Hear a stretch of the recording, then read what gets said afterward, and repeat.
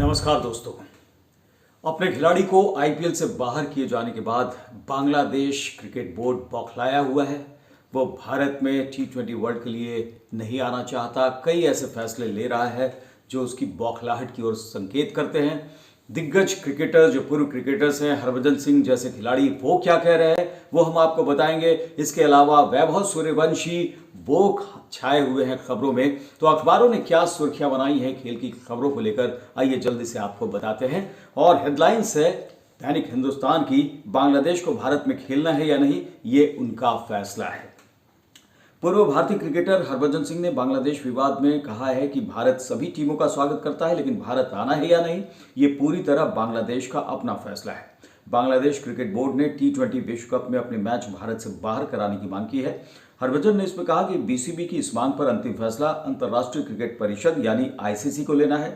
BCB ने भारत में न खेलने के पीछे सुरक्षा कारणों का हवाला दिया है। 2026 का टी20 विश्व कप भारत और श्रीलंका की संयुक्त मेजबानी में होना है।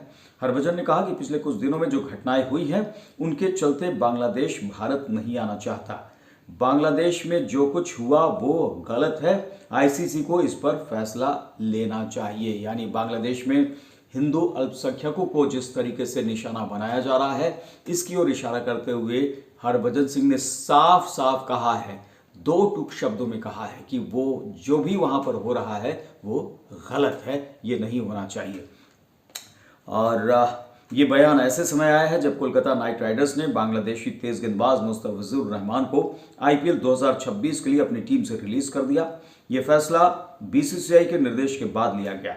मुस्तफिजुर रहमान को केकेआर ने पिछले साल हुई मिनी नीलामी में आईपीएल 2026 सीजन के लिए 9 करोड़ 20 लाख रुपए में खरीदा था और उसके बाद शाहरुख खान को ट्रोल किया जा रहा था। फिर बीसीसीआई ने कहा कि भाई रिलीज करो, केकेआर ने ऐसा ही किया और उसके बाद से बांग्लादेश क्रिकेट बोर्ड और साथ ही वहां की सरकार बौखलाई हुई है।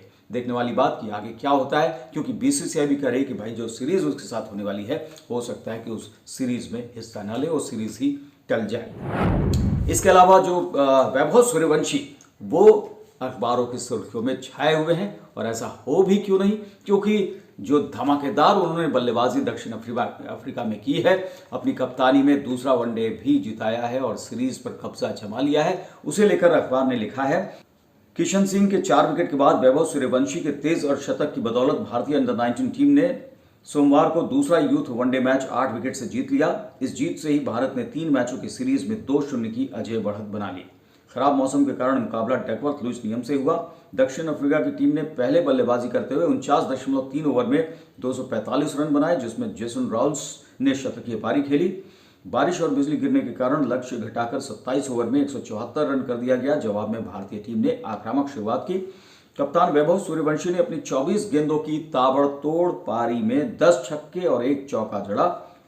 वेदांत त्रिवेदी ने 31 रन बनाया। विज्ञान कुंडू ने 48 रन की पारी खेली और नाबाद रहते हुए टीम को 23.3 ओवर में 2 विकेट पर 176 रन बनाकर जीत दिला दी।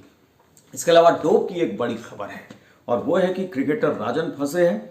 क्रिकेट से जुड़े दुर्लभ मामले में उत्तराखंड के बाएं हाथ के तेज गेंदबाज राजन कुमार के डोप जांच में पॉजिटिव पाए जाने के बाद राष्ट्रीय डोपिंग रोधी एजेंसी नाडा ने उन्हें अस्थायी रूप से निलंबित कर दिया है।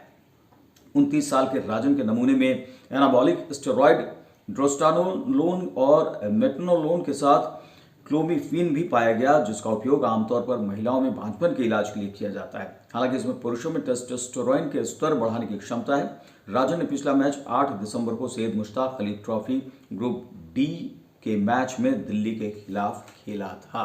तो ये डोपिंग का मामला एक बार फिर से क्रिकेट में, और इसको जरूर ध्यान में रखना चाहिए, इस पर ध्यान दिया जाना चाहिए और डोपिंग जैसी चीजें ना हो ये सुनिश्चित की जानी चाहिए।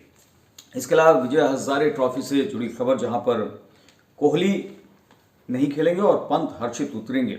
विराट कोहली मंगलवार को रेलवे के खिलाफ बेंगलुरु में दिल्ली के विजय हजारे ट्रॉफी मैच में नहीं खेलेंगे। मुख्य कोच शरणदीप सिंह ने ये जानकारी दी है। कोहली ने 2 मैच में 131 और 77 रन की पारी खेली थी। वो न्यूजीलैंड के खिलाफ 11 जनवरी से शुरू हो रही वनडे सीरीज के लिए जल्द राष्ट्रीय टीम से जुड़ेंगी। हालांकि शरणदीप ने यह भी कहा कि तेज गेंदबाज हर्षित राणा और विकेटकीपर बल्लेबाज ऋषभ पंत अलूर में इस मुकाबले में चयन के लिए उपलब्ध रहेंगे। दिल्ली एवं जिला क्रिकेट संघ के अध्यक्ष रोहन जेटली ने पहले संकेत दिए थे कि कोहली 3 मैच खेल सकते हैं। दिल्ली की टीम 5 में से 4 मैच जीतकर ग्रुप डी में टॉप पर है। कोहली ने दक्षिण अफ्रीका के खिलाफ 3 मैच की सीरीज में 2 शतक जड़े थे। वहीं श्रेयस अय्यर मुंबई की कप्तानी करेंगे। भारतीय बल्लेबाज श्रेयस अय्यर को सोमवार को विजय हजारे ट्रॉफी के बचे मुकाबलों के लिए मुंबई का कप्तान नियुक्त किया गया, क्योंकि नियमित कप्तान शार्दुल ठाकुर चोट के कारण बाहर हो गए। छठे दौर में अय्यर मंगलवार को हिमाचल के खिलाफ और 8 जनवरी को पंजाब के खिलाफ मैच में मुंबई की अगुवाई करेंगे। इसके अलावा एशेज को लेकर जो बड़ी खबर है वो ये है कि रूट हेड ने मैच कांटे का बनाया। इंग्लिश दिग्गज ने सीरीज का दूसरा शतक जमाया। ऑस्ट्रेलियाई बल्लेबाज ट्रेविस तीसरे शतक के करीब। इसके अलावा जो खबर है वो क्रिकेट से हटकर है। ये है कि शूमाकर के जन्मदिन पर बेटी जीना का भावुक संदेश। इसको जरूर देखना चाहिए, क्योंकि फॉर्मूला 1 के महान ड्राइवर माइकल शूमाकर के जन्मदिन पर उनकी बेटी जीना मारिया शूमाकर का संदेश हर किसी की आंखें नम कर देने वाला था।